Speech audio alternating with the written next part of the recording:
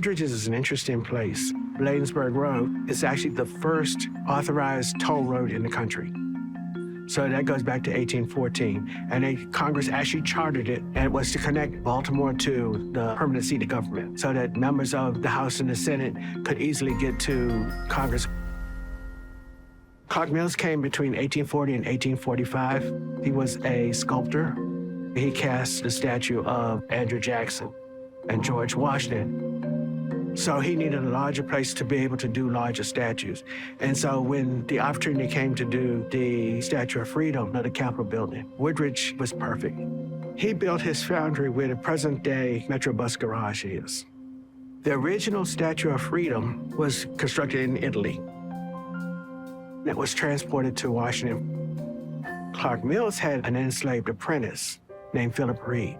Philip Reed, after studying the statue, figured out how to disassemble it without damaging it. I supervised the transportation of it out to the new Mills studio, and that's where it would be cast.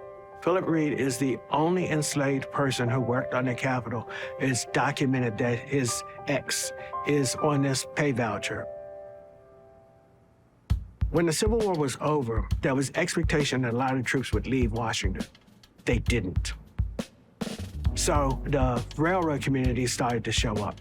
The early houses were just small 1- and 2-story on very narrow parcels of land.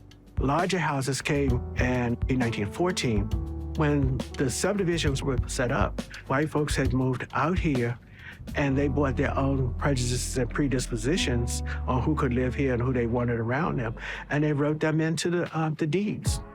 Black folks didn't move into the area until 1952, 1958. So there are families who have stayed here because they've earned the right to stay, and they remember what it was when you were told you couldn't be someplace.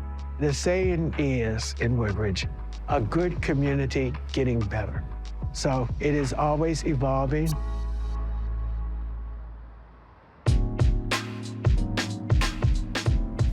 The museum shop is a creative space to curate fashion and art and build in the community.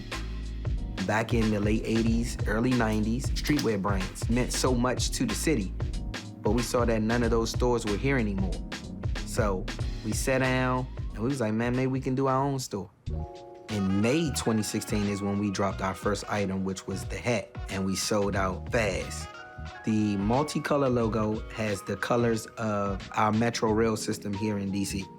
And then it has all the love on the side right here, for the love of the city. We've seen a lot of not just athletes, but celebrities to wear our brand. The first shoe that we designed for Steph Curry was the Curry 1. We put DC lingo on there at the bottom of the soles. The initial conversation between us and the Commanders was an opportunity to design the guest services uniforms. The season opener, we watched 200+ people walking, all with the polo and the hat on. It's one of those wow moments where I was speechless to see my logo on so many people. The one thing I love about having a storefront on Rhode Island Avenue is the community. It's one thing for people to see the owners inside their facility working. It's just a different feeling. That's that community base, that will just carry you over for 20 years and keep customers keep coming back and they feel like this is home. Hi, I'm Jen. And I'm Ricardo. We love exploring new neighborhoods on WETAs if you lived here. For more neighborhood profiles, be sure to like and subscribe. Thanks for watching.